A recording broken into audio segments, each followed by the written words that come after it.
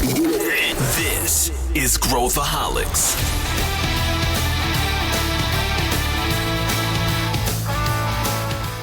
Olá, aqui é Pedro Weingärtner, sou o CEO da ACE e esse é Growthaholics, o podcast para quem adora inovação e empreendedorismo.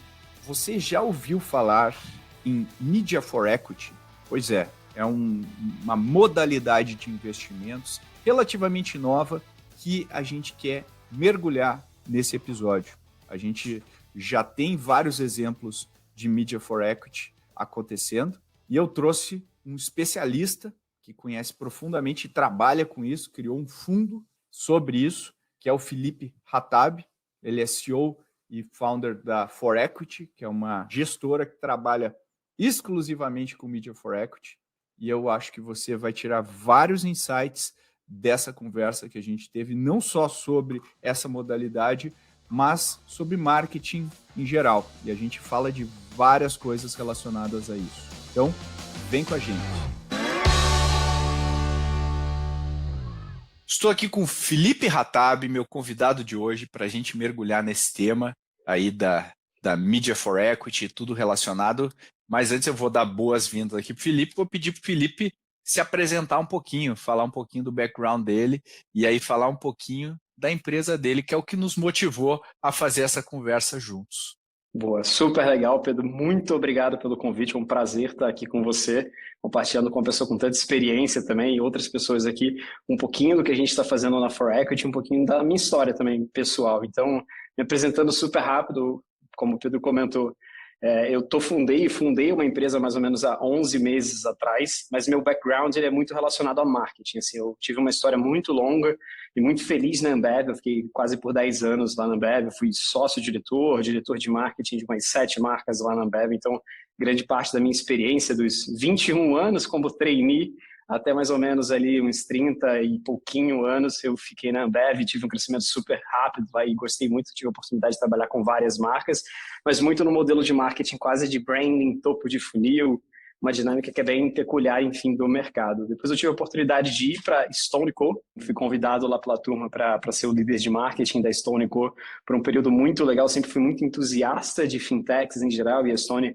uma performance super legal e essa oportunidade eu passei 1 ano e meio lá na Stone entendendo um pouco mais desse modelo de marketing que é desintermediado, fundo de funil, uma dinâmica de growth marketing muito forte. E aí na saída eu tive a oportunidade de identificar uma grande oportunidade de mercado que era a For Equity, muito numa dinâmica que eu tive a oportunidade de conhecer uma pessoa muito legal, que é o meu founder junto comigo, eu sou co-founder junto com ele aqui na For Equity, que é o Renato Mendes, um cara que tem uma experiência muito grande em marketing, growth marketing, e trabalhou por muitos anos na Netshoes, que era um lado mais de fundos de funil dentro desse ponto. E a dinâmica do que a gente viu de oportunidade, Pedro, é que o mercado em geral de venture capital, ele é muito vertical, né? Ele é muito sobre teses muito específicas, seja B2B SaaS, fintechs e etc. Então, grande parte dos fundos acabam sendo verticais e a gente identificou uma oportunidade horizontal, na verdade, muito mais em cima de um use of proceeds em específico do que necessariamente uma tese vertical em uma segmento ou algo dentro desse contexto. E o que a gente viu de oportunidade foi basicamente que o mercado de venture capital como um todo, ele é muito mais B2B, efetivamente, do que B2C, em termos de investimento. E o que a gente entendeu, pesquisando, falando com muita gente de fundo, muita gente de empresas que foram VC-backed, é que as B2Cs, elas são pouco investidas na maioria das vezes porque ela tem um capital muito intensivo em marketing. Quando a gente fala, por exemplo, de uma rodada de investimento de uma empresa B2C, pode chegar até, enfim, 50% do use of proceeds de uma rodada efetivamente indo para marketing. E essa dinâmica, ser capital intensivo em marketing, se você não tem pessoas que entendam efetivamente como ajudar essa empresa em termos de marketing, seja ela de fundo de funil ou topo de funil para a construção de branding em si, esse capital ele acaba sendo usado não da melhor maneira e isso acaba não necessariamente crescendo como deveria. Então, o que a gente teve a oportunidade foi identificar que no B2C existia uma oportunidade muito grande no lado de venture capital, mas sendo especialista em marketing. Então, a gente criou um primeiro fundo de investimento, o primeiro venture capital especialista no use of proceeds de marketing. A gente não lidera a rodada, a gente é sempre co-investidor com outros fundos que estão investindo em determinadas teses dentro desse contexto e a gente entra no use of proceeds de marketing, liderando essa parte do use of proceeds de marketing. Só que a gente fez isso de maneira diferente, tá? A gente identificou que fazer isso ou através de um fundo que vai levantar capital com Fund of Funds, LPs e etc., a gente talvez tivesse menos leverage do que qualquer outro fundo do mercado para captar esse dinheiro e fazer esses investimentos, até pela questão do nosso histórico ser muito mais para marketing do que efetivamente para o mundo de venture capital e finanças. E aí a gente olhou o mercado de mídia. E aí o mercado de mídia dentro do Brasil é um mercado de 50 bi, um mercado bem grande, só que ele é muito concentrado. 70% do mercado desses 50 bi são concentrados em 30 anunciantes. As Ambevs, as Itaús, Santanders, as grandes empresas anunciantes em marketing com business e investimentos bilionários ali por trás disso. E é muito concentrado em 20 agências de publicidade, que atendem esses 30 clientes, e 10 players de mídia, que acabam atendendo todos esses 30 clientes, que são os maiores anunciantes do Brasil. Então, marketing, quando eu digo, é muito difícil você fazer marketing sem 3 coisas: dinheiro, time e uma agência de publicidade. Então, grande parte das vezes que a gente tem CMO são nessas grandes empresas do que necessariamente de um lado mais de startups, porque tem pouca gente que assume o risco de ir efetivamente para startups dentro desse modelo. Só que existe uma outra oportunidade ali dentro, além da expertise, que a gente pode estar mais próximo desses investidas em B2C, trazendo expertise em marketing que a gente tem, a gente viu a oportunidade do mercado de mídia virar o nosso LP dentro do fundo, que é uma estratégia um pouco diferente. Então, a gente criou um fundo FIP, junto com a BRL Trust, que é a administradora e gestora do fundo, um fundo de capital autorizado de 500 milhões de reais, onde o nosso LP, ou cotista do fundo, é a pessoa de mídia. Então a gente senta com os maiores players de TV, TV fechada, out of home, rádio, criadores de conteúdo, celebridades, publishers de conteúdo. A gente captura mídia desse mercado como um todo, traz para dentro do nosso fundo como um capital commitment, e a gente pega essa mídia e investe nas startups B2C que tem uma dependência alta de investimento em marketing, com um tipo de mídia mais de branding, que é de topo de funil, que é muito caro dentro do Brasil, e é muito difícil para uma startup em crescimento investir em branding e em growth de fundo de funil ao mesmo tempo. Normalmente ela só investe em fundo de funil, e essa dinâmica, quando ela é casada ali, ela fica mais frutífera da perspectiva de longo prazo. A gente sabe muito bem que até um Series A e Series B, o nosso ICP está um pouco mais middle late stage do que efetivamente early stage, porque muito do early stage é sobre Google e Meta, né? O fundo de funil com o modelo de atribuição perfeita na dinâmica de CAC, LTV e Growth, mas a gente sabe que essa curva satura mais ou menos ali num Series B, que é onde a gente entra como a For Equity Media Ventures, que foi a empresa que a gente criou, que é esse fundo de investimento especialista em marketing, onde a gente traz os LPs de mídia para trazer o branding e acelerar o teu crescimento. Acho que foi um pouquinho de pincelar um pouquinho Boa. de tudo. Não, foi uma ótima introdução. E esse é o tema que eu acho que pouca gente conhece, a modalidade de Media for Equity. A gente fala um pouco e tal. E aí você, como um estudioso aí desse mercado, obviamente, né, Felipe? Conta pra gente um pouco a história, né? Como que começou? Isso é feito em outros lugares do mundo? Quais os maiores deals que já aconteceram por aí no Brasil? Eu sei que o Brasil é um player relevante nesse mercado, né?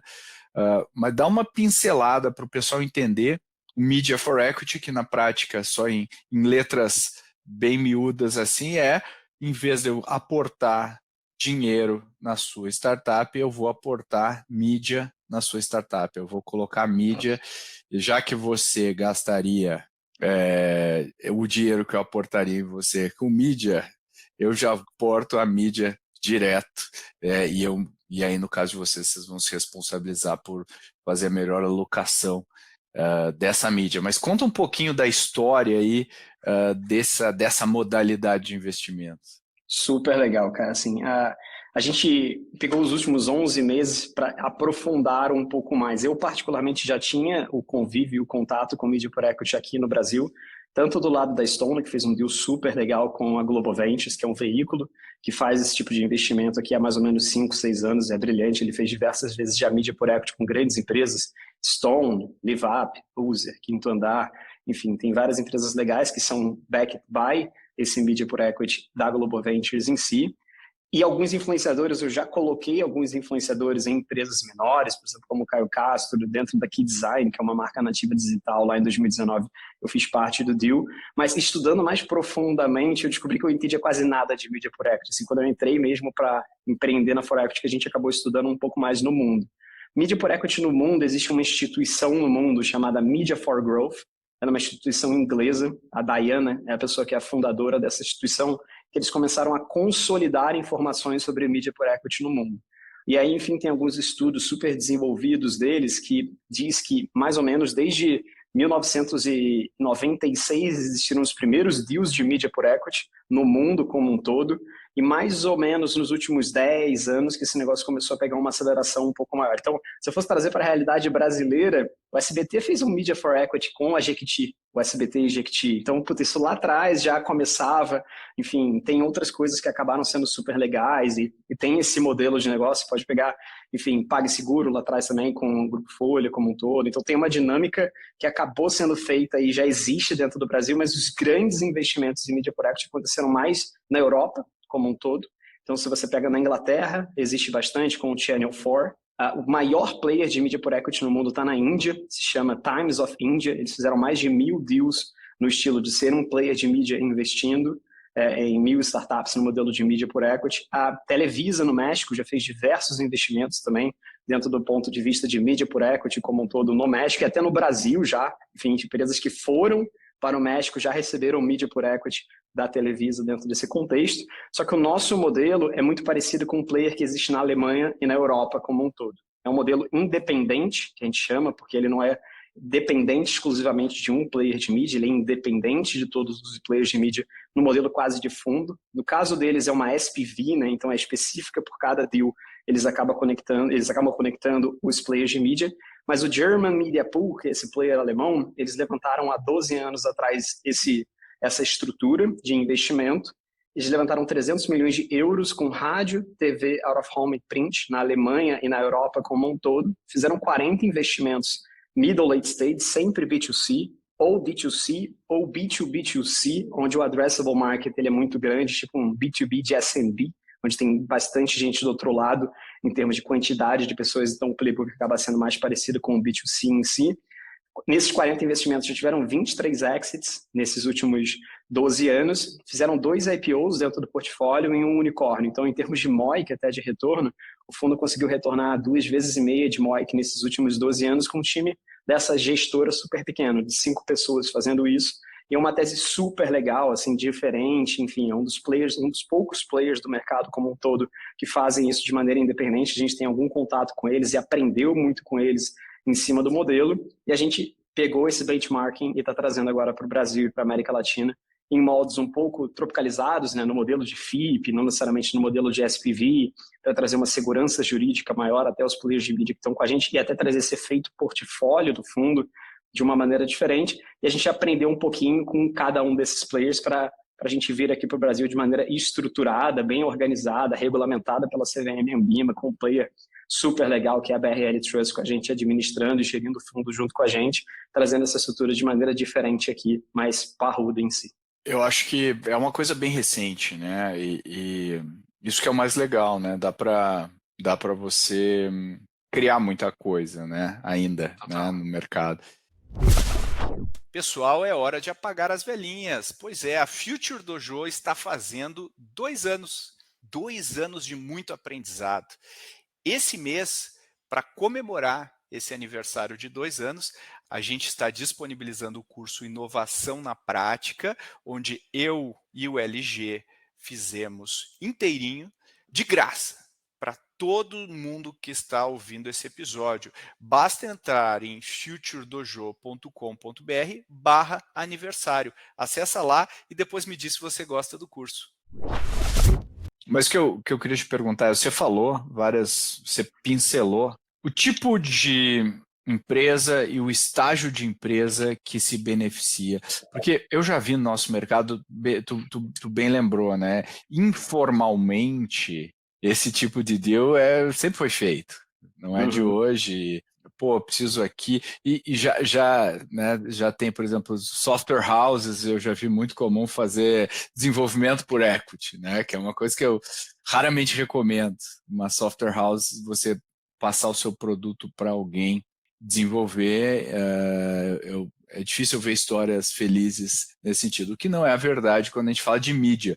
E aí a minha pergunta é, que tipo de empresa se beneficia, que estágio, enfim, como que a gente pode entender, né? Não existe uma ferramenta universal para todo mundo, mas para quem realmente serve esse tipo de modalidade? Perfeito. Voltando até na questão da software house, o Media por Equity é um termo muito bonito para juridicamente se dizer sweat capital. Então, eu estou trabalhando por, enfim, suor e etc., e eu vou deter o capital da sua empresa. Não é algo novo no mercado, pode ser feito com o escritório de advocacia, pode ser feito com uma software house, pode ser feito efetivamente com um player de mídia e etc. dentro desse lado.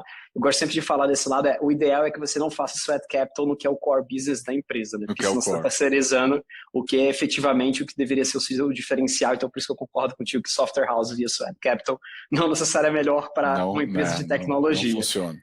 Exato. A gente até fez um sweat capital nosso, da própria For Equity, com um escritório de advocacia, que, enfim, isso é um core business muito específico de estruturação de fundo e etc. E o Freitas Leite, que é o nosso escritório que estruturou tudo para a gente, é um modelo de sweat capital com a gente. Então foi uma coisa que até a gente mesmo, como entusiastas do modelo, fez para a própria For Equity, na estrutura da holding em si, para trazer players super legais junto com a gente. Mas te respondendo, Pedro, a dinâmica de um Media for Equity ela foi usada de maneira rudimentar em muitos lugares. Eu acho que a parte da creator economy no Brasil, por ser muito desenvolvida, a influência que a creator economy tem no poder de compra de determinados produtos, no Brasil, assim, só para você entender, a média do Brasil de pessoas influenciadas por algum influenciador, celebridade, etc., para comprar um produto é 42%. A média do mundo é 17%, Estados Unidos está abaixo, é under index com 16%. Então, os 4 primeiros players são Brasil, México, tem uma parte da China muito grande e Índia. Então, é bem peculiar desse tipo de mercado que tem esse lado. E o Brasil é o primeiro. Então, a gente acaba vendo muita coisa legal aqui no Brasil, de influenciadores criando seus próprios produtos ou grandes marcas trazendo esses influenciadores, e muito num modelo que parece que one size fits all. Eu vou pegar um influenciador, vou trazer para minha marca independente do estágio que ela está, e esse negócio vai dar certo e muitas das vezes dá errado. Isso é muito comum, né, Felipe? Essa pessoa é famosa, eu vou pegar, botar ela aqui e aí tudo dá certo. E vai vender pra caramba, ele tem uma base de 50 milhões, 20 milhões de seguidores, e tem uma coisa super peculiar do mercado que muitas das vezes é feito por credibilidade, não necessariamente por conversão, porque ele está muito mais no topo de funil do que necessariamente no fundo. E por uma questão tecnológica, assim, o algoritmo do Google e Meta, na maioria das vezes, tem um cap de restrição orgânica de quanto esse influenciador consegue acessar a própria base deles, e normalmente de 3% a 4%. Então, assim, uma pessoa que tem 40 milhões, você vai atingir de maneira orgânica 3% só das pessoas que seguem ele.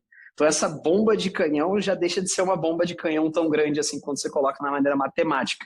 E o restante, para você atingir, você tem que gastar.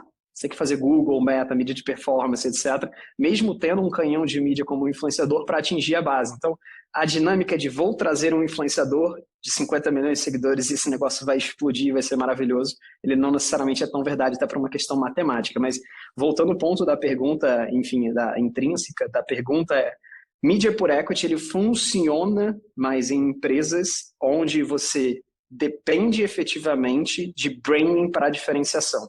Então, empresas que têm intensidade de investimento em marketing, funciona-se muito isso.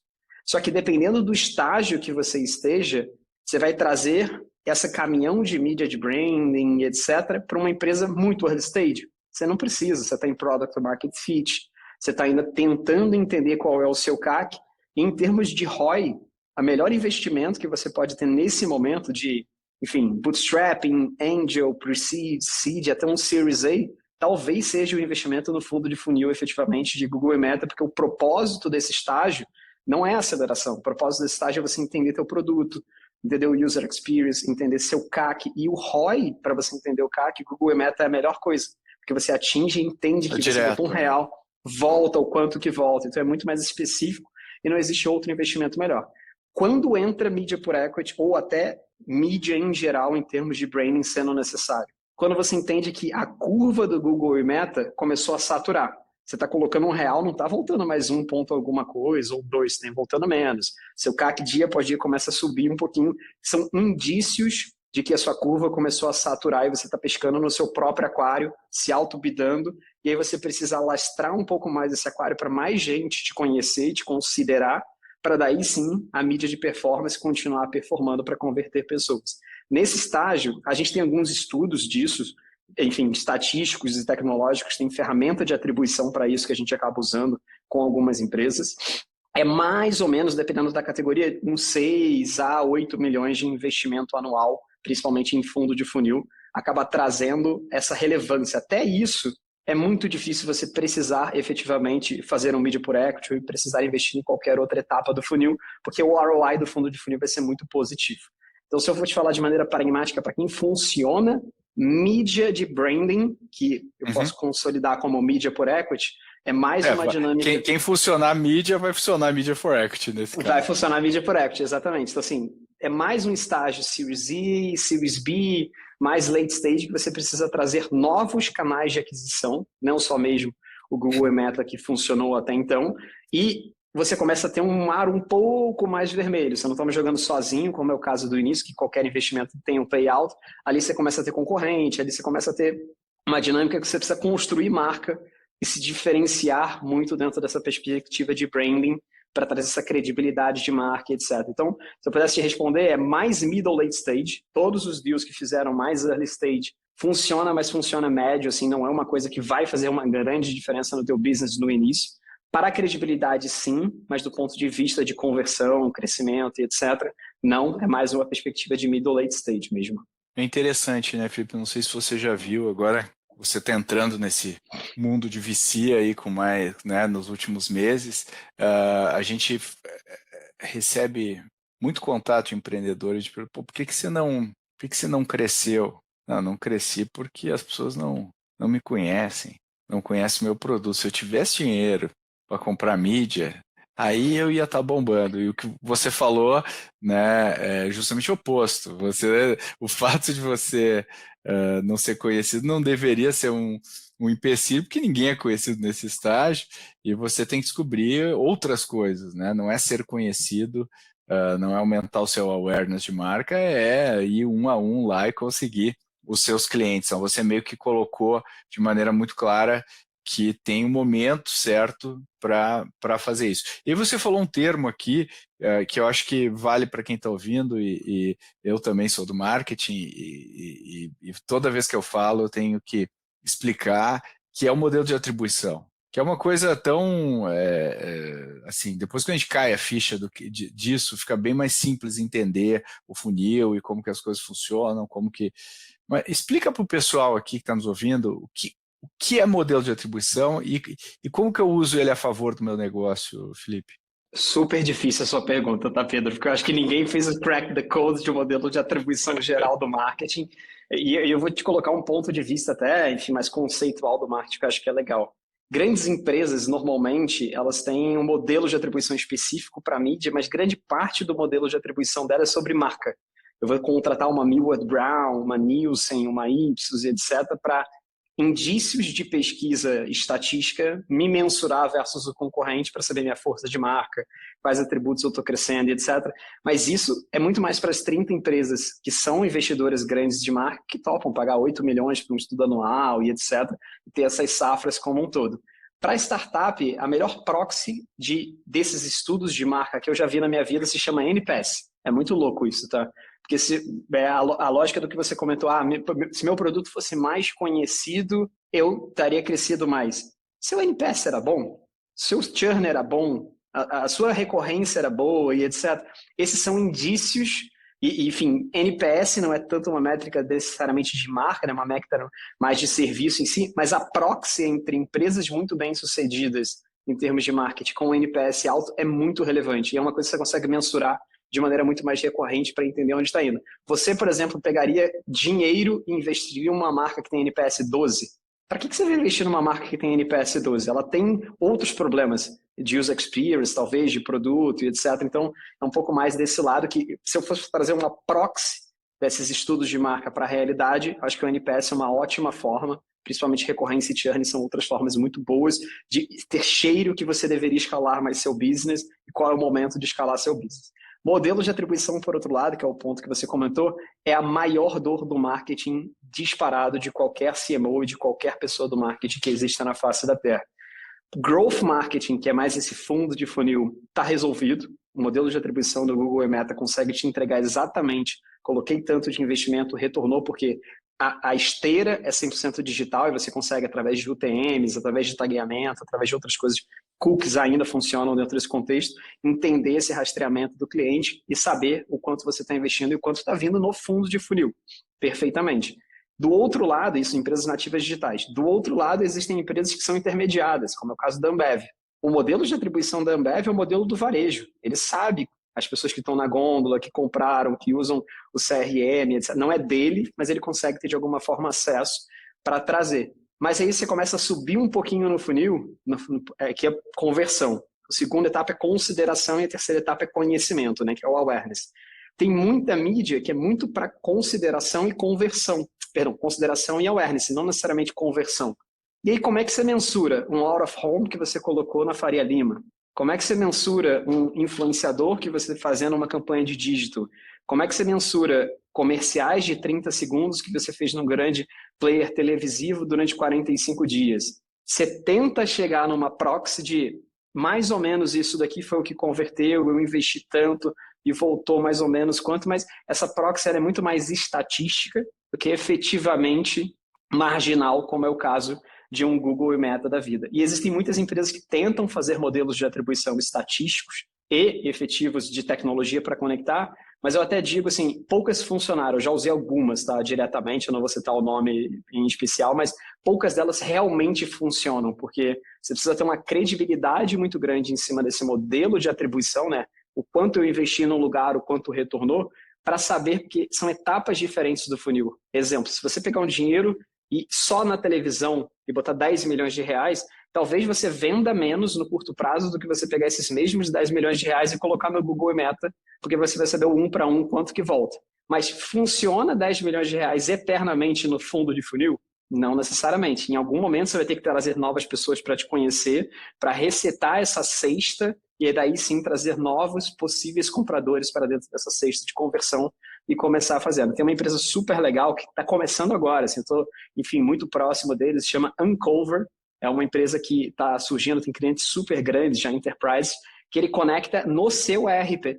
Ele conecta no seu ERP, no seu Google Analytics, no seu Facebook Ads e etc. E nos players de mídia, seja out of home, influenciadores, etc. E ele te traz informações de modelo de atribuição. Essa foi a melhor que eu já tive proximidade. Ela tem uma ferramenta super legal para trazer essa dinâmica, mas existem outras também dentro do mercado como um todo que trazem essa dinâmica de modelo de atribuição para grandes players. Mas a principal dinâmica é modelo de atribuição é um modelo estatístico. Ele não é um modelo marginal. O modelo, no caso de Google e Meta, é um modelo marginal. Você sabe efetivamente quanto você investiu e quanto retornou. Lá, você tem uma proxy de quanto você investiu e como cada canal performou para efetivamente trazer. Mas saiba que o modelo de atribuição ele não mudaria seu mindset. Se você investir numa dinâmica de topo de funil, querendo fazer conversão, você provavelmente vai ser infeliz dentro dessa dinâmica, porque o topo de funil não é para conversão. É para trazer novas pessoas conhecedoras da sua marca no ponto de vista da cesta, para eles começarem a te considerar, para daí sim você fazer o impacto de um fundo de funil para fazer a conversão no momento do shopper mission de compra para converter essa marca. E a proxy melhor que eu digo sobre isso é, exemplo, vou te pegar um bem de consumo no caso Ambev, que eu passei muitos anos. Se você só fizesse fundo de funil, como é o caso de grande parte das startups só fazem Google e Meta, dentro de uma empresa de bens de consumo, você pegaria todo o seu dinheiro no ano, investiria em gôndolas no Samarché, Mambo, Varejo, enfim, promotoras dentro dessa loja e tudo mais. Você pegaria todo o seu dinheiro e só colocaria nisso. Eu te garanto por A mais B que sua performance não seria igual se você não tivesse num evento, como um Lollapalooza, ou tivesse ativando na TV, como as campanhas de TV, ou no Out of Home, ou especificamente em outros lugares, porque a decisão de compra, ela sim é tomada no momento da compra, que é o fundo de funil do bens de consumo, é o varejo, e o fundo de funil do processo digital é o Google e Meta, mas a marca, ela precisa ser antes construída, e o impacto e tudo mais. E tem uma charge super boa, que eu acho que retrata isso, você saiu de casa, e aí você viu um out of home de um tênis da Nike. Aí você chegou dentro do seu trabalho, você viu um seu amigo com o tênis da Nike, que está ali dentro da sua proximidade. Você sai daquele lugar e aí chega em casa e vê uma propaganda da Nike na televisão do mesmo tênis. E aí você chega e está navegando no Google e Meta e aparece o tênis da Nike para você clicar e comprar. Quando você clica e compra dentro do tênis da Nike através do Google e Meta, ele vai te falar que o modelo de atribuição foi que o Google e o Meta que fez a conversão, que é a lógica do last click. Só que você está desconsiderando todo o restante da jornada que awareness, consideração e etc. dos outros canais, o quanto eles tiveram papel ali dentro. E aí você automaticamente pensa, cara, só Google e Nike funciona. Perdão, só Google e Meta funciona, que é o fundo de funil. Eu vou pegar todo o meu dinheiro e vou colocar só no Google e Meta. E aí você para de crescer, porque esse negócio satura, e aí você tenta voltar. Então, é uma curva que ela é ingrata, tá? Eu brinco que todo CMO tem uma ferramenta na mão que é até dura, assim, porque normalmente você tem um mix entre o que você faz de branding e o que você faz de growth dentro de como CMO.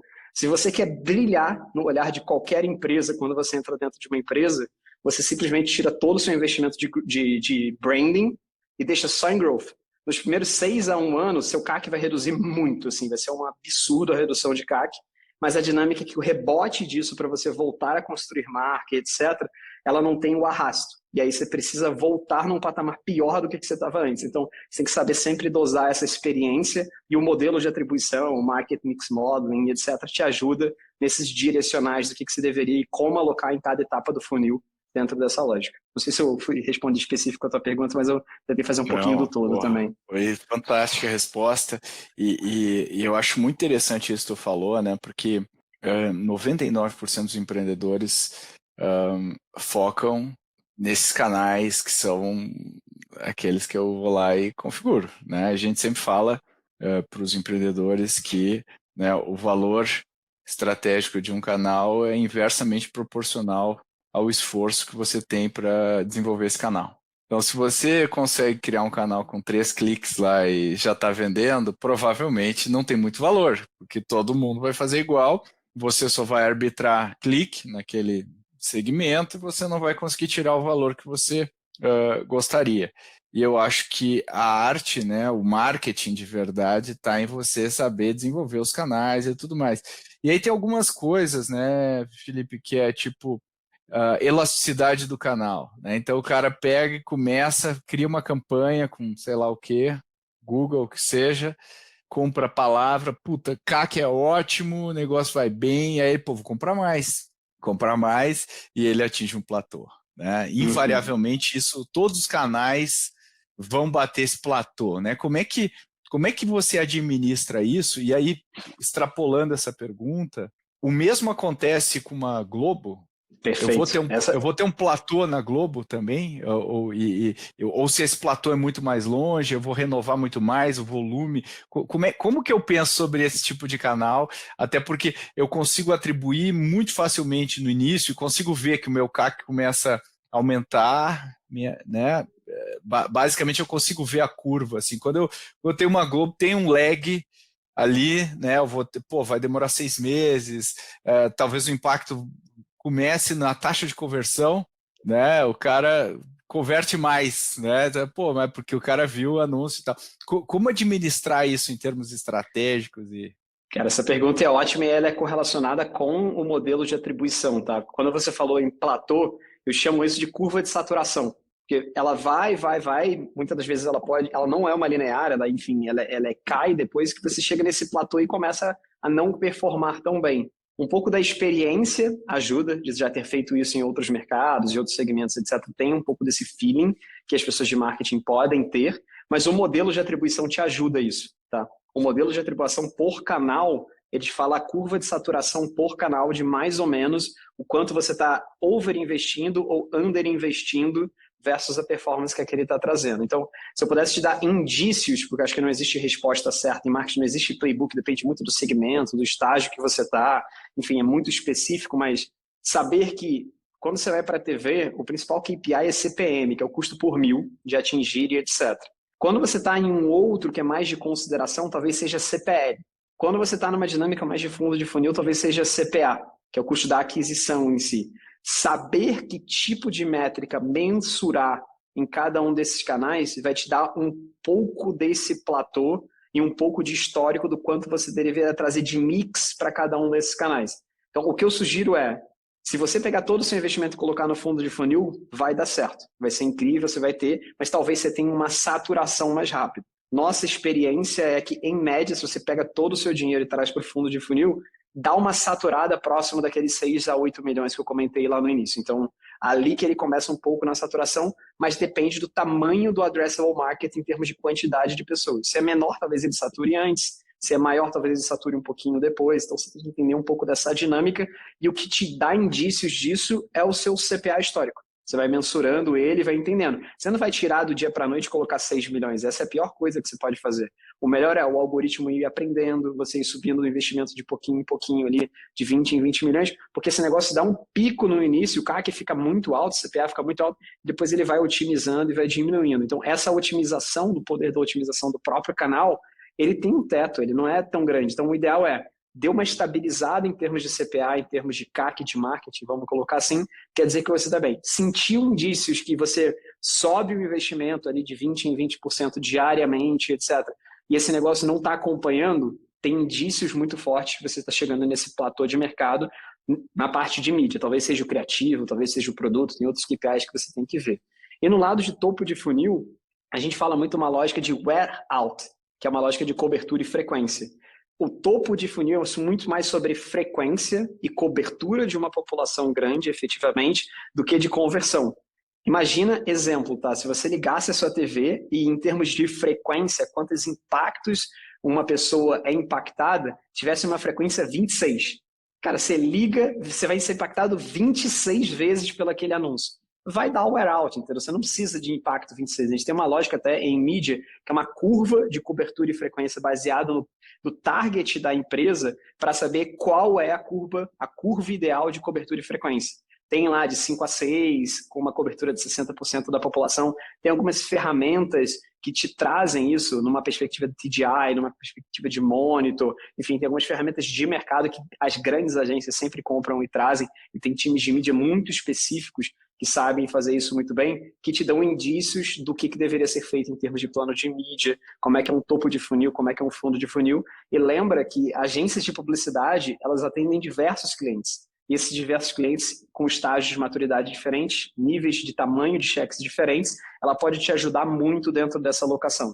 Então, essa dinâmica da experiência como um todo é uma forma mais empírica de você trazer isso, mas o modelo de atribuição, se é um modelo de atribuição bom, estruturado, conectado e etc., ele já deveria te dizer o quanto você deveria investir em cada um dos estágios, como é que está a curva de saturação de cada um dos estágios, como é que está o ROI de cada um dos estágios e o quanto efetivamente está um pouco dessa lógica para dentro. E a Uncover, que é essa plataforma que eu sugiro até bastante conhecer, ela traz um pouco dessa dinâmica. Então, enfim, você me fez a pergunta mais difícil do marketing da história, tá? Ninguém fez o crack the code do modelo de atribuição fora Google e Meta.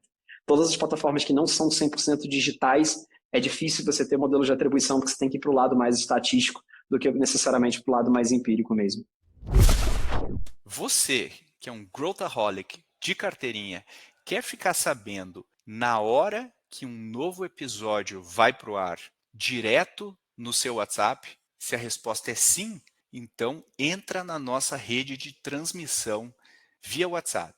É o alerta mais rápido que você vai receber sobre o nosso podcast e outros temas importantes. E você pode compartilhar esse link com quem você quiser. Essa é a hora de convencer aquele seu amigo ou amiga a ouvir o podcast. É gratuito e feita com muito carinho para você. Te vejo lá. Eu sempre encontro founders assim que estão crescendo, foram criativos, usaram canais e tal, e aí chegaram num que a gente poderia dizer que é um product market fit. E aí acontece duas coisas. Ou quando é a hora de começar a testar outros canais, né? Quando que é a hora de vou experimentar aqui. Ou vai lá e testa um anúncio. E aí ele tá com aquele mindset de final de funil, vai lá, não funcionou. Não funcionou e acaba, né? Então, como saber qual a hora, né? E como testar isso? Como molhar o pezinho na água direito? Total. Na parte do fundo de funil é muito fácil, né? Se você quiser testar com R$1.000, você vai ali, coloca R$1.000 e é super simples, você vai saber exatamente. Então, por isso que todo mundo começa por esse fundo de funil, então eu vou falar menos desse fundo de funil, mas o principal ponto foi aquilo que eu falei. Dependendo do estágio, você tem que ter KPIs diferentes. Você não vai mensurar o seu topo de funil da maneira que você mensura o seu fundo de funil. Se você estiver fazendo isso, está sendo injusto com o negócio. Então, a principal ponto quando a gente fala de marketing é uma palavra chamada consistência. E aí eu trago isso sempre para uma perspectiva humana, que eu acho que facilita o entendimento. Não foi do dia para a noite que você, com seu esposo ou com a sua esposa, deu um clique e você falou, vou casar com eles. Simplesmente você teve uma história, você teve uma consideração dessa pessoa. Primeiro você tem o awareness que aquela pessoa existe. Você não vai casar com ela. O casamento é a conversão, tá? Só para a gente fazer um patamar mais lúdico. Você não escolhe casar com alguém do ponto de vista do dia para a noite simplesmente porque deu na telha e você casou. Então, você tem o awareness daquela pessoa. E aí você começa a conviver com aquela pessoa, conhecer e tudo mais, outras pessoas começam a falar bem, você começa a considerar essa pessoa. Puta, faz sentido estar com ela, tanana. Você sai com essa pessoa, você faz um teste e tudo mais. Existe um período mínimo de cada estágio da vida do ponto de vista da perspectiva do behavior humano para qualquer tomada de decisão. Você vai tomando o processo de decisão desse lifetime planning e aí sim você chega na conversão e topa casar. O que eu digo é, dependendo do o estágio de como o seu produto tem de interação com o cliente, como é o processo de decisão da tomada dessa decisão, isso muda completamente. Então, por exemplo, se você for falar com um ticket médio de pessoas que compram um jatinho, cara, você tem que entender a jornada do cliente como um todo, como é que ele considera, como é que ele tem o awareness, como é que ele faz a conversão. Talvez esse negócio demore 3 anos para você efetivamente ter uma pessoa que tem um topo de funil convertendo. Talvez com um produto mais básico ou de frequência maior, ou enfim, com menos a lógica de desembolso e dispêndio de energia para converter, talvez esse ciclo seja em horas. Talvez esse ciclo seja em dias. Então, saber a jornada desse cliente, como esse cliente se comporta e qual é a maneira dos pontos de contato que você vai entender, te dão indícios do quanto efetivamente você deveria investir naquele determinado canal para saber se ele está funcionando ou não. Um produto de bem de consumo onde a compra e o ticket médio é super baixo, talvez você faça alguma coisa na televisão e você já sinta o varejo comprando mais, talvez dos mesmos 30, 45 dias que você faz a campanha. Se você estivesse pegando um jatinho e fazendo essa mesma comunicação dentro da TV no período de 45 dias, talvez você não sinta nos mesmos 45 dias que efetivamente vai vender mais e não vai mudar absolutamente nada. Então, saber dosar a partir do seu segmento, do seu produto e do life cycle do cliente, o como ocorre o processo de decisão de compra, você vai testando os canais. Eu não vi nada muito funcionar em middle/topo de funil com menos de 6 meses de consistência, tá? De 3 a 6 meses no mínimo de maneira consistente, você ir colocando aquilo e tendo os pontos de contato e tudo mais. A não ser que sejam produtos com um ticket médio muito baixo, onde o processo de decisão e o life cycle ele é muito curto, e aí sim você consegue sentir um pouquinho menos dentro desse ponto. Mas, enfim, por exemplo, uma decisão de escolher um seguro de vida. Puta, é super difícil, não é um negócio tão fácil, etc. Será que se eu fizer 2 inserções na televisão vai mudar alguma coisa? Puta, provavelmente não vai mudar nada. Então você tem que saber efetivamente, esse é um pouco da ciência, porque marketing envolve 3 coisas. É arte, que é a parte criativa e etc. Tem a ciência efetiva do que você está fazendo, que é os números, o quanto retorna, o quanto vai e tudo mais. E, basicamente, planejamento. Saber a informação correta, no momento correto e tudo mais. Se você só tem o planejamento, não tem arte, não tem ciência, está com uma ponta. Se você só tem a arte, não tem a ciência e não tem o planejamento, você está com outra ponta. O marketing estratégico, porque falar em marketing é tipo falar finanças, tem gente de finanças de FP&A, de M&A, de controladoria, etc. São pessoas muito diferentes. Falar que alguém é marketing, tem que lembrar que é um médico generalista que você está falando. Tem médicos especialistas dentro de cada especialidade do marketing. Alguém de growth, alguém de analytics/CRM, alguém que é o criativo /design, alguém que é do planejamento estratégico de marketing, alguém de produto/branding. Então tem pessoas que o CMO, o trabalho do CMO é saber arquitetar isso da melhor maneira, entender o life cycle, entender quais são os gatilhos de compra e quais são a forma do call to action em cada etapa do funil e direcionar a empresa como um todo. Eu acho que é difícil, dado que existe dado que existe arte, você substituir toda essa jornada para uma coisa 100% tecnológica ou 100% playbook, vamos colocar assim, porque é muito específico de cada uma dessas 3 vertentes que eu acabei de falar. E quando a gente pega empreendedores aí no início da jornada, o que eu vejo se coloca muita arte no produto, né? Porque o meu produto está desenvolvido, e ciência no marketing. Aplica basicamente, vai lá, engineering no marketing. Espera aí, abre as planilhas, ICAC, LTV para lá, para cá, E o que você está dizendo é que não, que, claro, tem um papel, tem um momento, né? Constrói funil de baixo para cima, mas tem uma hora que você vai precisar para escalar outras ferramentas. E aí, sobre ferramentas, Felipe, que eu achei que é um approach legal que você está tocando, que vocês estão tocando, que imagina só, se eu não sou muito experiente, eu não tenho muita experiência nesse nível de marketing, né? Não testei muita coisa e tal, e chega uma oportunidade de eu fazer Media for Equity. E aí eu, sei lá, me apaixonei pela Globo, acho que se eu estiver na novela vai ser, vai mudar minha vida. Eu faço, troco equity, vou lá e começo e vejo que não é novela. É out of home, cara. A minha empresa deveria ser mais out of home, sei lá, o rádio, o que quer que seja, né? Então, você montou no teu um portfólio, né, de opções, e você tem o papel de ser esse curador, né, digamos assim, para o cliente, né? Esse layer aí que vai ajudar com esse apoio.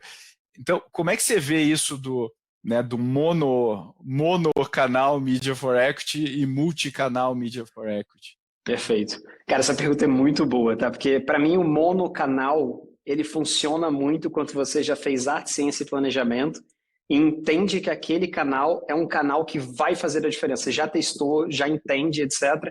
E ao invés de você pegar 100 milhões de reais do seu caixa e etc. para acelerar num único canal, você se associa com esse único canal, faz uma negociação diferente, traz ele como sócio e ele vai fazer muita diferença. Eu acho que são estágios diferentes. Quando você pega no late stage, monocanal é perfeito, tá? Porque você já testou, já sabe o que funciona, do que não funciona, e aí você casa com uma única pessoa, porque você já fez todos esses testes, já conhece o que deu certo e o que não deu. Então esse é um ponto super legal. No nosso estágio, que é esse mais middle stage, é um ponto muito de experimentação. E por que a gente fez um fundo e não necessariamente uma SPV, usando a linguagem mais técnica? Porque se a gente faz casamentos de longo prazo num momento onde ele não necessariamente sabe com quem ele tem que casar, ele ainda está testando, ele vai casar com a pessoa errada. Ele pode dar o erro de casar com a pessoa errada e ele vai se diluir no equity e não vai ter oportunidade de fazer outras coisas.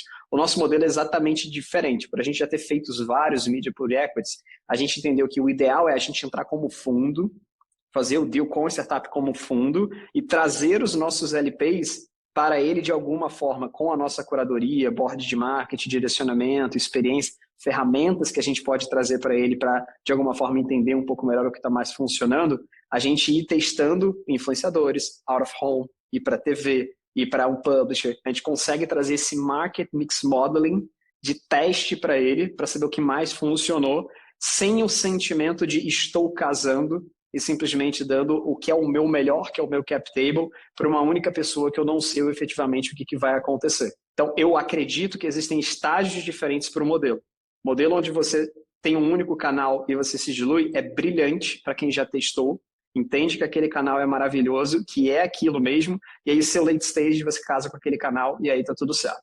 Talvez exista algum momento que aquilo sature, mas eu acho que vai ser mais no longo prazo do que necessariamente no curto prazo, médio prazo. E no nosso modelo, que é um Series B ali até, enfim, Series C, Series D, que ainda está no teste, entendimento e tudo mais, a gente, nesse modelo de fundo, de trazer vários players de mídia num único deal, acaba tendo uma propensão de valor com cheques menores, bem menores do que alguém em late stage faria, para acelerar esse crescimento da empresa. E uma coisa muito boa é, a gente não é só mídia, né? Eu acho que esse é o principal diferencial. Ser um player de mídia não quer dizer que você saiba fazer marketing. Talvez você saiba fazer mídia, que é uma parte pequena do marketing, e você sabe a sua mídia que você tem. Saber fazer marketing é ter operado 15, 25 anos em diferentes segmentos, dentro das indústrias em si, sabendo o que funciona e como ajudar. A gente não é um player de mídia. Nós somos um player de marketing. A gente vai trazer experiência, conhecimento e etc. incrustado de tudo que a gente tem, de pessoas que a gente consegue plugar para estar ajudando, e mídia é a consequência do equity para fazer essa aceleração. Então, o nosso play é um específico, entendeu? A gente não tem um play de vertical. A gente não tem um play de um canal, que também é uma lógica muito vertical. a gente tem um play de horizontal, um play de conhecimento do use of proceeds de marketing, que é super escasso dentro do mercado. E quando eu falo marketing, eu não estou falando somente de growth, eu não estou falando somente de brand, eu não estou falando somente de CRM, é a junção estratégica disso, que é um pouco do papo que a gente teve aqui hoje, que não é nada muito específico, mas essa junção estratégica é super importante. Muito legal. Felipe, para a gente encerrar aqui, fazer uma pergunta mais genérica.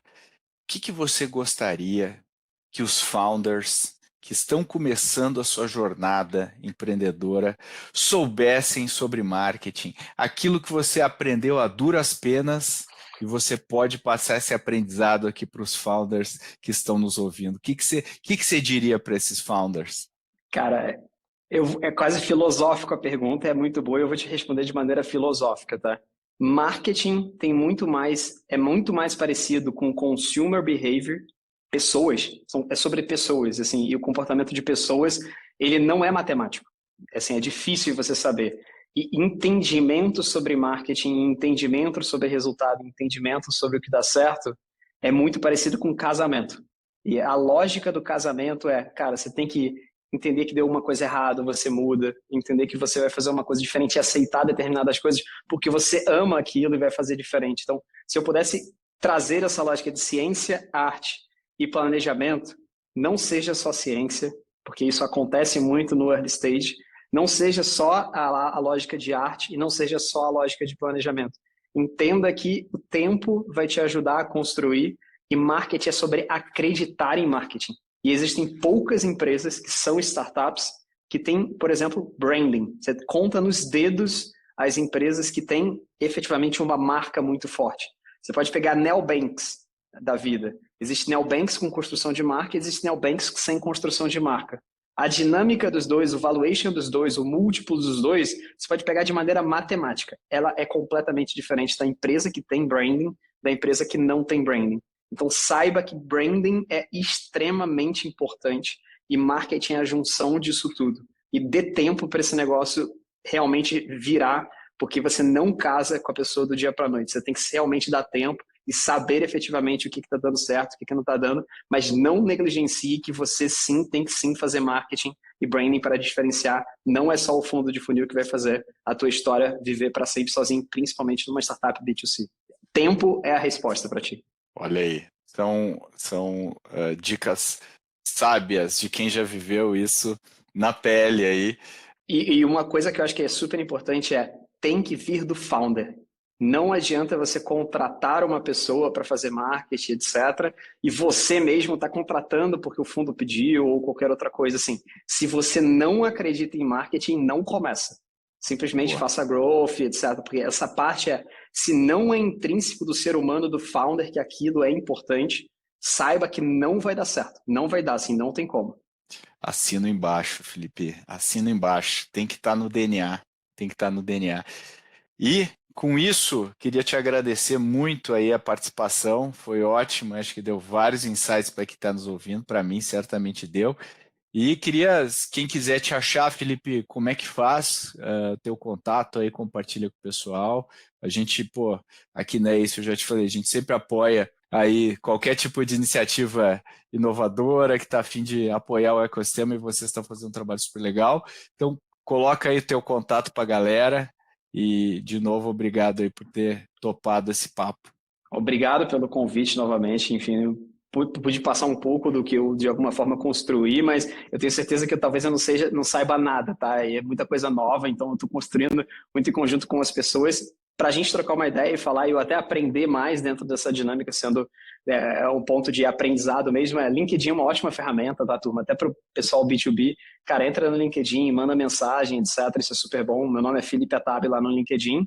Meu e-mail é atab@forequity.com.br. A gente tem um forms também dentro do próprio site da Forequity para entrar em contato, mas saiba que eu respondo 100% de todos os comentários e todas as mensagens no LinkedIn, porque eu acho que é uma ferramenta fenomenal nesse contexto. Então, se você mandar mensagem, você saiba que eu vou te responder, a gente vai marcar reunião, vai fazer tudo. Independente do que você tenha, a gente vai fazer uma reunião para bater um papo, porque nessas reuniões a gente aprende muito mais do que qualquer coisa. E esse aprendizado tem que sempre ter um copo muito meio cheio ali, porque senão você vai achar que você está transbordando e o marketing muda muito rápido.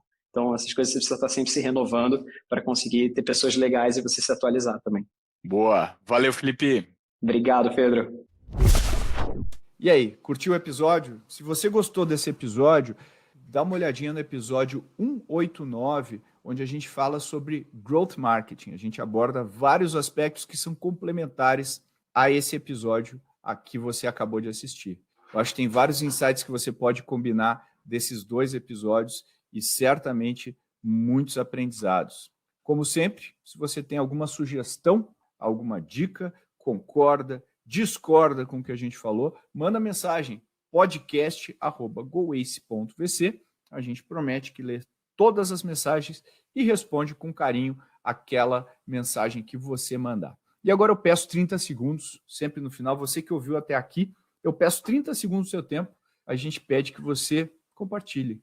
Se você gostou desse episódio, se você gostou do conteúdo, se você gosta do Growthaholics, tudo que a gente pede é segue, né? Clica no botão de seguir ali no Spotify, no Apple Podcast, que você recebe a notificação sempre que a gente publicar um novo episódio e compartilha. Compartilha com as suas amigas, com seus amigos, conhecidas, conhecidos que podem se beneficiar desse conteúdo, naquele grupo de WhatsApp que você faz parte, nas suas mídias sociais, no Instagram, no Facebook e aí por diante. A gente adora quando você marca a gente, porque isso significa que você realmente gosta do nosso conteúdo. Valeu e até a próxima.